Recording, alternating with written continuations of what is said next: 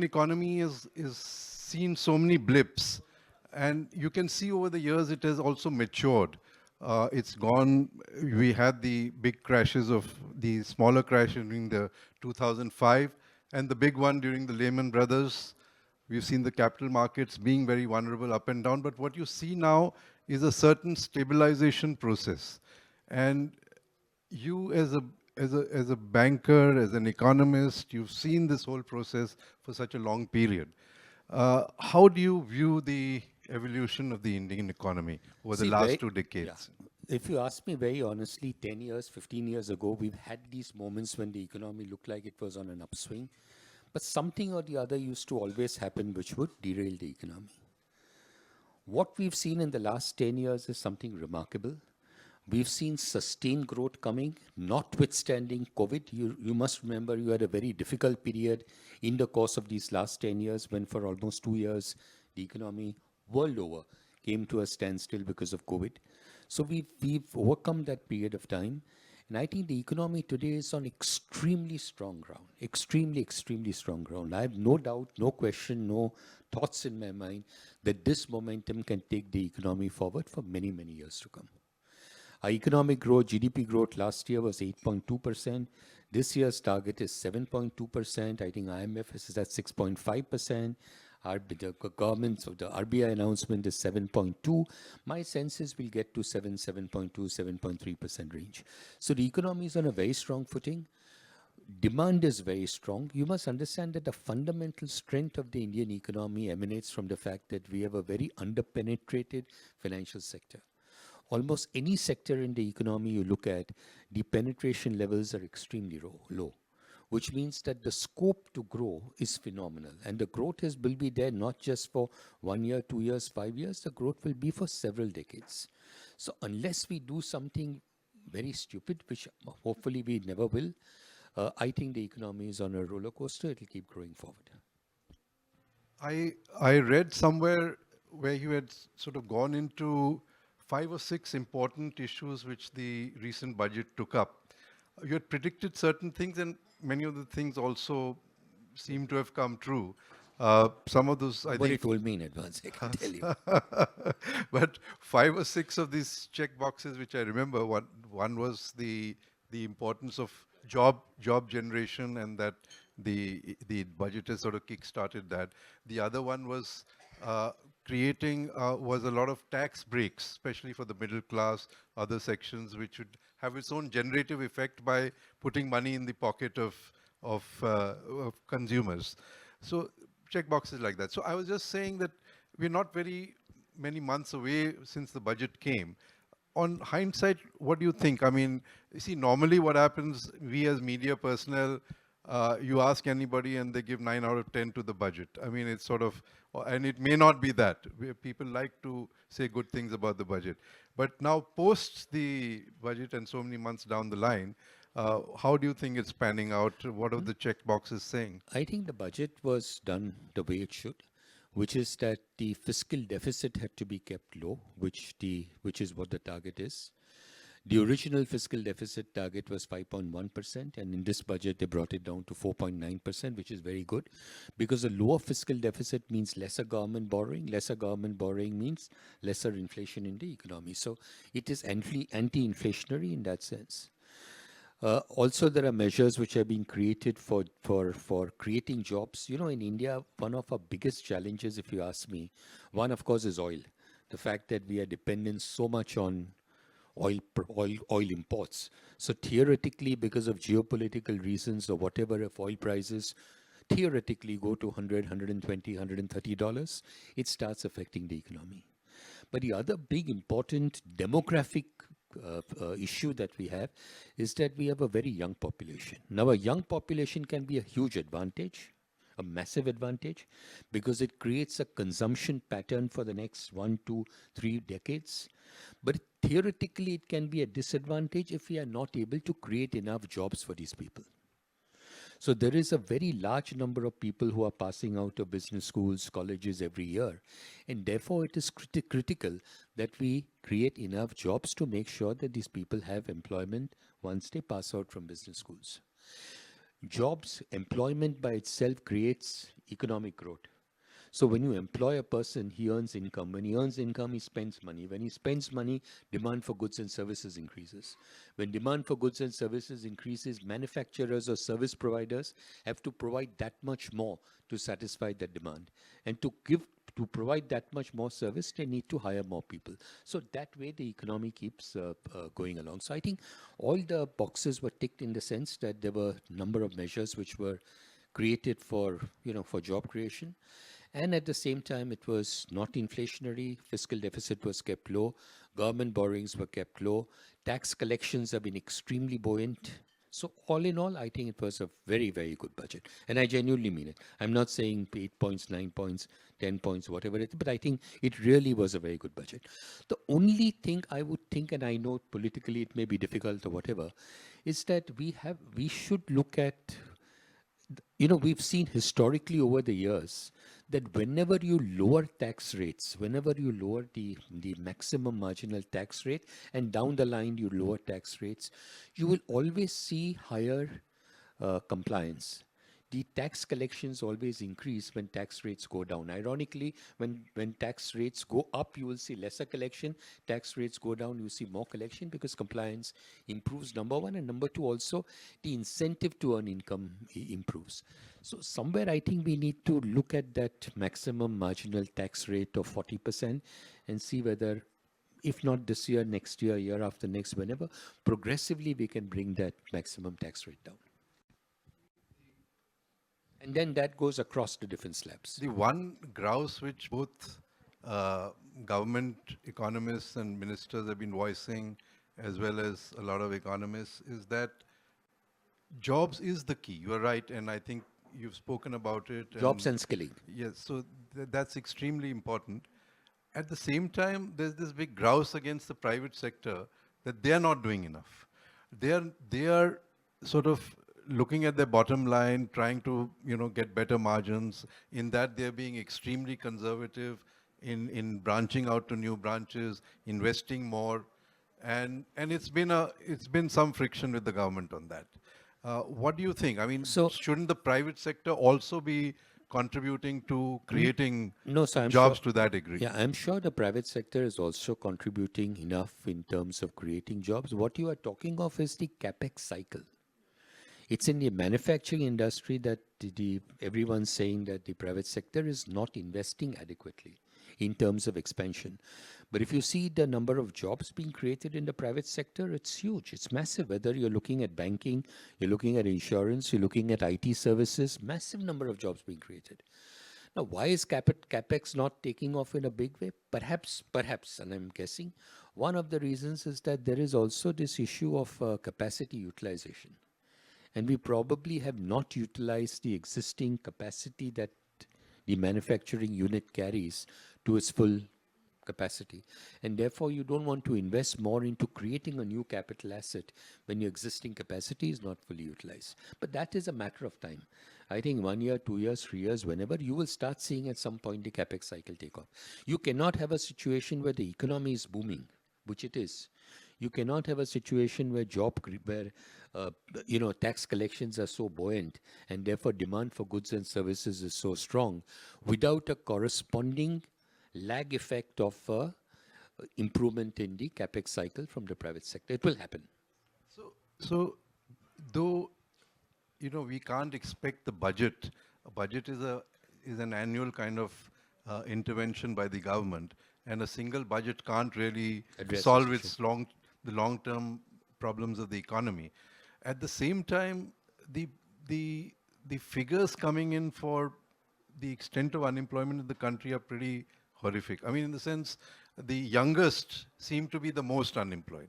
As much as, CMI gives different figures, the government figures are a little different, but they all talk of unemployment and underemployment being over 25% of the younger age groups. As you go up, of course, people also leave the job market, which is again a problem, because then people wait for a certain time and then they move out of the job market. What do you think, and you've rightly identified the problem, what do you think in a long-term basis can be a long-term solution to this issue? See, you start with a basic issue that we need to create a lot more jobs every year because of in India than in other parts of the world, simply because of the demographics in India. Two-thirds of our population is below 35 years of age, and there's a very large population which is below 25 years of age, 50 odd percent, and it means all these people are going to pass out from schools and colleges every year. So I think the government's doing the right thing in the sense that they are trying to create as many jobs as they can.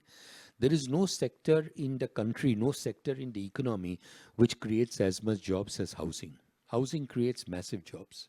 Whether you're looking at the linkages it has with close to 300 industries, big and small, cement, steel, paint, variety of other industries, or you look at the direct jobs it creates in the sense of masons, carpenters, plumbers, engineers, and so on and so forth.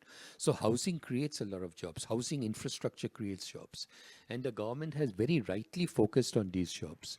You've seen that there is an announcement about this affordable housing, which once it takes off, we saw that happening 5 or 6 years ago, when the government had come out with this PME, Prime Minister's Awas Yojana, PME scheme. So that had created a lot of jobs because it had given a boost to the housing market. I think a similar thing will happen in the current round also. But I must say one thing that we have to compliment. I think the reason our economy is so strong, we are the fastest growing economy, fastest growing major economy in the world. And I think every foreign investor understands that and recognizes that. So when you go anywhere in the world today, you'll see that the recognition that an Indian company will get from overseas investors is really truly phenomenal. So India has created that image, that brand, that strength in the global economy, where people respect India and respect the way the economy is handled. You also look at the way the foreign countries, the Western countries in particular, had these inflationary issues. If you see the last 2 years or 3 years, they've been really fighting inflation. When I used to go to the US, say pre-COVID, a bottle of water would have cost you, say, $1.20 or $1.30, depending on which city and where you bought it for. The same bottle of water today costs you more than $4. So look at the kind of inflation those countries have had. We complain of inflation in India, but we must understand that the Indian economy, in that perspective, has done extraordinarily well. Your headline inflation has come down now to whatever 3.65 or something, and the core inflation is down to 3.3 odd percent.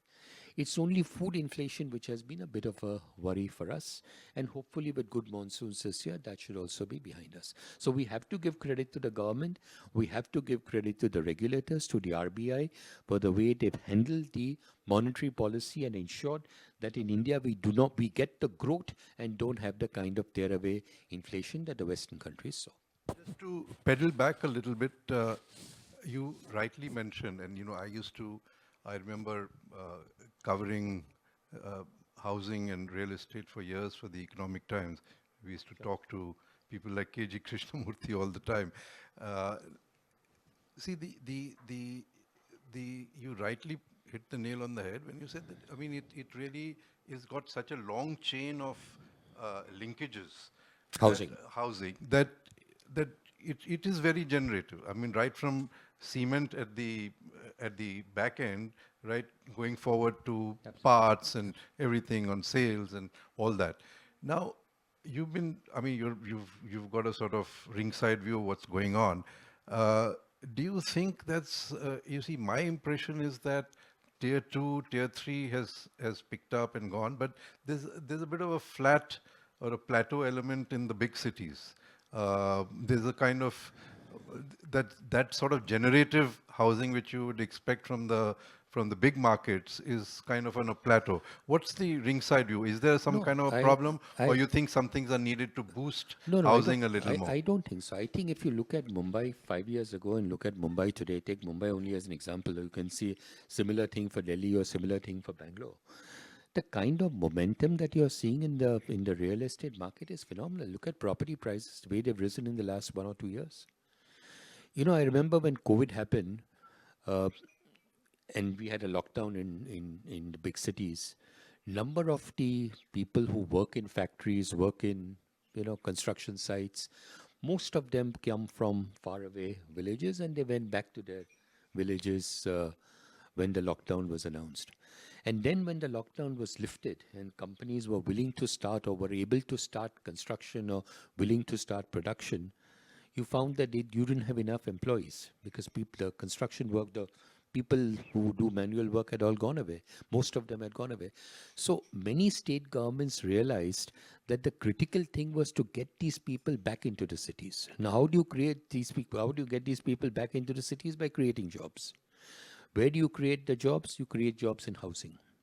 So you saw many states do something or the other for the housing sector. Maharashtra, for example, lowered the stamp duty from 5% to first 2% and then 3%. And again, I believe there is some announcement today about some reduction in stamp duty. So by doing that, you got people back into the cities because jobs were created. And because you got people back into the cities, suddenly the demand for housing picked up. Metros, the Mumbais and Delhis did see a slowdown in the real estate market between 2016 and 2020. But I think post October 2020, till the time we speak today, the momentum has been extremely, extremely strong. And as far as the tier 2, tier 3 and the smaller towns are concerned, I think this affordable housing scheme, this new PMA scheme, once it is launched and it gathers momentum, will result in the. So, I mean, again, to just take that discussion further, there is no end to demand for housing. Purely, I mean, the supply is far shorter than actual demand. I mean, it's reflected in when MADA comes out with its, affordable housing rates and so on. For 3,000 units in Mumbai, you have application of, you have, 30 lakhs applying for 3,000. So it's those kind of figures. So obviously, at a certain rate, there is a demand. The point is that real estate prices are so high, it reflects that maybe we are not producing housing quick enough. And, that's probably the reason why real estate prices are See, unaffordable and creating slums in that sense. I have lived in Mumbai from childhood virtually. Traveled all over the world but lived in Mumbai. If I remember the Mumbai of 30, 40 years ago and compare it with the Mumbai of today, obviously all of us sitting here know that there has been a sea change. Where, I mean, look at this area where we are right now. Look at the properties that have come up over here. Look at a number of buildings that have come up over here. All this has come in the last 20, 25 years. If you came here in the 80s or the 90s, there was hardly anything over here. So there is a lot that has been done but at the end of the day, there is a constraint on land. Unless and until you get land and unless and until you have the infrastructure, look at the improvement in infrastructure. I stay at Worli, and from Worli to Nariman Point would have taken me 50 minutes, 50 in the morning. Now, because of the coastal road, I can do that distance in 15 minutes, 18 minutes. So much has got done in the big cities. I don't think it's correct to say that the big cities have not seen a sufficient push. And as far as demand is concerned, demand is insatiable. Demand is insatiable simply by virtue of the fact that there are several factors. One is housing today forget these very expensive plots, but housing per se, if you look at it on a pan-India basis, is a lot less expensive today than what it was 20 years ago. If you look at the cost of a house as a multiple of the annual income of a customer, it's much lesser today than what it was 20 years ago. You may not think so looking at Mumbai prices, but that is this part of Mumbai. There are lots of properties you can get in the outskirts of Mumbai which are far more affordable. That's one reason. So housing has become more affordable. Secondly, the penetration level is very, very low. If you take mortgages, housing loans, for example, the mortgage to GDP ratio, which is a ratio which is measured globally to determine whether there is any degree of saturation or not, will show you that the mortgage to GDP ratio in India is 11%. Now, if you compare that with the global market, China is about 25%. US is some 50 odd percent. UK is some 60 odd percent. Some of these European countries are 70 and 75%. So we are so very, very underpenetrated, which means that the scope to grow for the housing industry is there for the next 5, 10, 15, 20, 30, 40, 50 years. Not, I mean, it's very, very, very long. And also the demographics. Two-thirds of our population is below 35 years. I mentioned that earlier. The average age of a person when he first buys a property in India is about 38 or 39 years. It's not a 20 or a 21-year-old person who's buying a house in India, unlike what you will see in the West. In the US, you will see 20, 25-year-old people buying houses. In India, people buy a house only when they're in the late 30s. And with two-thirds of India's population being below 35 years, what it really means is that two-thirds of the population has not even thought of buying a house. Or it's too tough. Or it's too tough. It's too Yeah. tough. Or it's too tough. They don't have the equity to put in the house upfront, or it's also social. It's a custom in India that, and a good custom that you look after your parents when they are sort of aging. Whereas in the Western world, people, leave their families and start their. So all these factors are pointers to the belief that over the next several decades, you will continue seeing a growth in housing. And there is enough that has been done by the government. You look at places like Pune, for example. 30 years ago, 40 years ago, where was Pune and where is Pune today? Today, Pune is as cosmopolitan a city as any you will find anywhere. Yeah, so I think you've rightly pointed out that there's been that one big problem is shortage of land in the inner city, but that does not preclude you going outside. Absolutely. And that depends then on infrastructure. So people used to look at Navi Mumbai with horror as if it's so far away and so on. If you remember the days when Absolutely. Niranjan Nirandani built Absolutely. Kharghar, he couldn't sell it for 3 or 4 years, if you remember. Absolutely. And then now, of course, it's gone as hotcakes. Absolutely. But if you make accessibility easy, if you leverage that, then the entire hinterland opens up. Absolutely correct. And Absolutely correct. If I was to go from Mumbai to, let's say, Karjat, it would have taken me 2.5 hours before this new road, Atal Setu. Today, that distance has been cut short from 2.5 hours to 1.5 hours. 1 hour has got saved. So there is so much of infrastructure that has come and will keep coming. So there is this road which is going to connect the western part of the city with the eastern part of the city. That itself, today, that is the biggest traffic jam. When I was coming here, I was coming from Worli. It took something like 30 minutes to come because I had to cross from west to east. If once that bridge comes, I won't need to do that. That whole 30-minute travel time will become 5 minutes or 10 minutes. So a lot of infrastructure is in the pipe. So that's right. So the ultimate answer is to better infrastructure, transportation, Absolutely. and so on. So my question is, are we doing enough? Are we doing enough to provide that so that the base expands and people can access more affordable housing, rental housing can be there in the outskirts, etc. See, very visibly, there is a lot that we are doing. Very, very visibly. You see the coastal road is one example. In 15 years ago, 2008, you had the Worli Sea Link which came up. Now we have the coastal road which has come up. Today, the coastal road is only from Bandra to Nariman Point or to Marine Drive.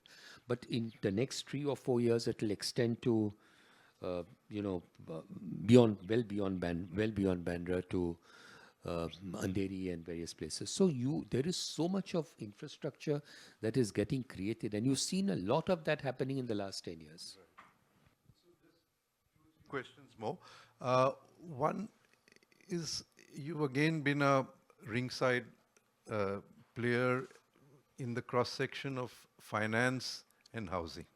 Now, I mean, it's obvious that 80% of those who go for a house take a loan. They take a housing loan.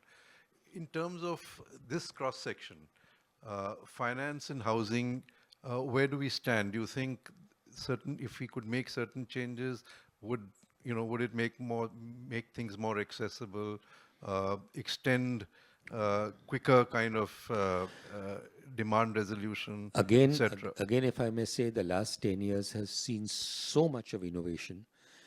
10 years ago, if you wanted a loan, it would have probably taken you X number of days to get the loan. Today, you can get that loan in 10 minutes. You can get that loan in 5 minutes, because the access to information that you need about a customer has never been as good as it is today. You can get all the information you want to determine the credit profile of a customer. So speed is not an issue. Penetration levels here again are still very low by international standards. If you look at retail credit, I talked about housing loans as 11% of GDP. You look at total retail credit to GDP. In India, this ratio is about 18 or 19%, 18 or 19%. Global average is 70%, 75%. So we are so very underpenetrated and yet growing at a phenomenal pace. If you look at credit growth in the last 2 years, it's been huge, 15% plus. If you have a nominal GDP of around 11% or 11.5%, if you assume say 4% inflation, and you have let's say 7.2% growth this year, you're looking at a nominal GDP of 11.2, 11.3, somewhere in that range. From a 11.3 to get to a 15, 16% loan book advances growth speaks of a huge demand for credit and availability of credit and penetration of credit also. Property investment was a very common thing among middle class people, which is sort of dried up over the years. People buy property for use, and that has increased over time. In the north, you always bought a second small home for putting it on the rental market. That is entirely gone because the rental returns are so poor that you rather put it in a equity mutual fund or whatever it is. So this change from people investing in property as a sort of asset value, has that made much difference? You think, how has it impacted the No, overall market? I don't think it's made much difference. People still buy a second property, but the second property is usually not bought in the same city.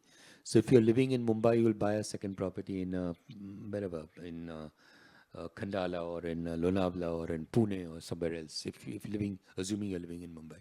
So people do buy second property, but it's not with the idea of renting it out. It's with the idea of using it as a second house. Rental yields are extremely low, and if you were to take a housing loan or a loan to buy that house, the entire interest is also not deductible against the rental income that you receive. Just a last question, since you've been associated with SEBI, and SEBI has always had a very sort of high credibility in terms of monitoring the markets. But in recent days, we've seen a sort of cloud come over it. Various questions have been asked. What do you think? Do you think all these various issues regarding the chairperson, all the various associations with that, have they dented the credibility, think so. or I think if you ask me honestly, the regulatory framework in India is exceptionally strong. Whether you talk of RBI, you talk of SEBI, or you talk of IRDA. I think the regulatory system is so very, very strong. I mean, SEBI has been extremely proactive in terms of setting up committees, getting public opinion on trying to see how certain things can be further improved upon. For example, ease of doing business. Could you, are there ways, is there something which you can do to, get things done faster? I don't think so. I think the regulatory framework is very, very strong. And look at our RBI and SEBI for that matter, and IRDA. We've got extremely strong financial sector regulators in this country. Very, very strong. And that is one of the reasons why the financial sector in India stands out, and we've not seen any kind of a crisis despite this whole COVID period of 2.5 years. so the institutional structure guards against any individual discrepancies or? I mean, I don't even know about individual discrepancy that you're talking about. Media can talk about anything. I have no idea. Okay, so in case you have, can we take some questions, or 2 or 3 questions? We'll start with Raj. Okay, we start with, So please. initially, I cover real estate, and you spoke very, throw a lot of light on real estate and the housing sector. As I cover real estate, and I, also read a lot about real estate. If you see in Mumbai, the average 2 BHK price is almost 3 crore or something like that. And to buy the 3 crore house, you should have at least salary of 6 lakhs or something like that, because half of the salary goes for the housing loan. So I don't think so any 5% or 10% population of Mumbai has got that kind of salary to buy the house in Mumbai. So because of these high prices, we are not talking about luxury houses. So because of these high prices, the slum is increasing in Mumbai. The almost 50% or something slum is here. So what is the solution, for this as a you I think if you expert? ask me personally, the solution is only that you have to create better, which is what we talked about, create good infrastructure, very good infrastructure, which makes travel time that much easier. You take New York, for example. What is the property price in New York? What is the property price in London? Hardly anyone can afford it. Realistically, for most people, they stay in the outskirts of the big cities. Whether you're looking at London, you're looking at New York, you're looking at Chicago, you're looking at LA, you look at whichever city you want in the world. People don't stay in the heart of the city. People stay far away. And there is good infrastructure which makes sure, it could be trains, it could be roads, it could be anything, which makes sure that your commute time from wherever you are staying to the center of the city gets reduced, and therefore people move out into which is what we are doing in India. We talked about the coastal road, we talked about this Atal Setu road. So all of that it reflects the growth in infrastructure and the growth in roads in India. Sir, my name is Rajesh Kelkar. I'm a financial writer, and you mentioned about fiscal deficit and the comfort level that you have with that number. But there is a sort of course, financial markets are also indicating that they are comfortable with the government numbers. So there is a lot of credibility to the numbers. But some analysts are pointing out that there is this competitive socialism in states which is leading to excess borrowing. Is that a risk in the future you see to the fiscal deficit I don't overall? think. I really don't. I think the tax collections have been so buoyant in India. And if the economy is growing at 7.2 or last year 8.2%, it means it is going to generate income for the corporate sector, or for industries, for businessmen as a whole. And if people pay their taxes, and we've seen tax compliance improving a lot over time, then the tax collections will ensure that the government does not have to borrow as much as they used to in the past. So Yes, they can it pay could for be. whatever promises states are making to the people for political gains. I mean, let's not get into the populism part of it. But the fact of the matter is that since the economy is in such a strong footing, any expenditure that even if you for a moment assume it's populist in nature, but so long as you're doing it for development, it adds to infrastructure, it adds to growth, it adds to GDP. All these so-called what you call populist expenditure ultimately contributes to GDP. Because if you're putting money in the hands of people, theoretically, people will consume, they will spend that money. That consumption will create economic growth. Okay. And just one more question I have is your thoughts on, we had this bumper listing of Bajaj Housing Finance, where the valuation is like totally out of the whack, and the next 10 companies' market value is actually less than what market cap Bajaj Housing Finance has got in the IPO. Do you think this is irrational exuberance that has happened in that case, or See, it's like the I don't, opportunity that people I are? don't want to comment on any particular company. It's not correct for me to comment. I don't know enough about the company to be able to comment on it, but I can only tell you that the growth opportunities which are there for the housing sector in India and the housing finance sector in India are phenomenal. Whether you're looking at the affordable housing segment or you're looking at the high-end housing segment. So I guess part of the exuberance that you are seeing in the market is a result of that growth potential which exists, and is also a result of the liquidity which exists in the country, and the growth opportunity that exists in the country, which is also attracting investment from all over the world. But isn't it that the size of the loan book of Bajaj Housing is I very don't. Let's similar not to get that into of LIC? without getting into specifics of a company. Yeah, I think he doesn't want to. Talking of the sector, the growth will be very strong. Okay. Thank you. There will be one or two questions. One second. Any other questions? You have anybody else? Our regular question ask. Okay, please. Hi, my name is Shomit. I'm a financial planner. The question One is second, regarding. one second. Yeah. So we'll take one more question after this and Yeah. be done. So my question is around the rental yields. Like we just, you shared the rental yields in India is very poor. Residential is around 2%, commercial is around 4 to 5%. But in order to acquire, Commercial is more. okay, so what would be Commercial the is more. commercial as per you? Commercial can be upwards of 6, 7. So when you go for a mortgage of the same property, it costs around 9.5, 10%. So the mortgage rates are higher than the rental yields. When we speak to our clients in UK, Canada, or US, like after paying the mortgage, their rental yields are high by at least 1 or 2% positive. So when can we imagine such a scenario in India when the mortgage rates will be lower than the rental yields, if it is at all possible See, as it per you? depends on the kind of economic growth that you see in a country. When the growth is strong, you're on a phase where, in India, we are at a phase where we have very strong growth. Western economies have all matured. You'll see that the growth rates in the Western economy are very low. If you look at, for a moment, look at all emerging markets. Emerging market GDP growth last year was 4%. India's GDP growth was 8.2%, double what you saw for the emerging markets. Now, if you look at the Western countries, which is what you're referring to, where the mortgage rates are low and the rental yield will give you a 1% positive gain, their growth rates are extremely low. So because the growth rates are low, they can afford to keep interest rates low. If we bring our interest rates down to the level that prevails in that world, you will see tearaway inflation taking place. And that inflation will then hurt the common man, the middle income and the lower middle income people. So that we can't afford to do. We have to keep rates which are much higher compared to the Western world, taking into account the kind of growth that we are seeing in the country. This is Sir, positively the last question. Sir, I have one because we question. have to. Despite the government focus on affordable housing fell last year, the sales.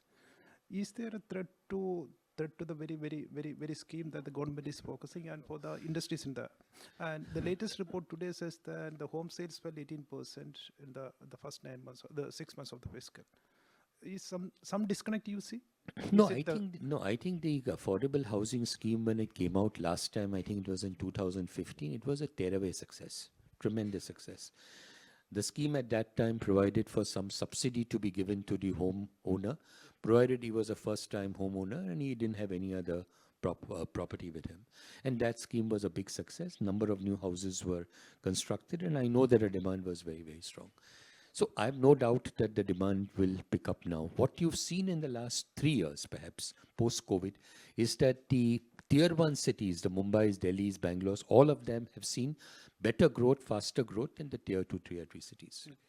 Now with the affordable housing scheme now coming into place in the current year, my sense is you will see an equally big pickup in the affordable housing segment. okay. And what about the overall residential sales, which fell 18%? Overall sale Yeah, growth. residential sales fell in the first 6 months. It fell 18%. So that's a very decent number, na? What is the issue with that? It fell 18% year on year. I mean, I don't think you should look at it like that. I mean, 18% is a big number. 18% is not a small number. In a global market where growth is 3% and 4%, 18% is a very big number. The housing loans in the country are growing at 15, 16%. Historically, if you look at the last 25 years and take an average, the growth is much, much lesser. It may have fallen from what it was the year before or the year before that, but there are cycles in this.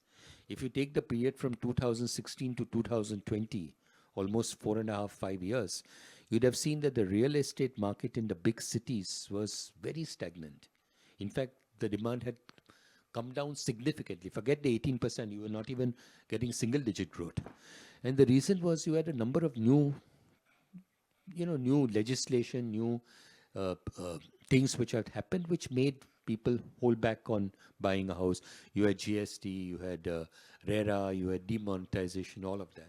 And that resulted in a period where people had to consolidate, and then the demand came back. And that demand came back after COVID, when I said that stamp duty rates were reduced, some state went and reduced the premium that is payable by developers, and the momentum had started.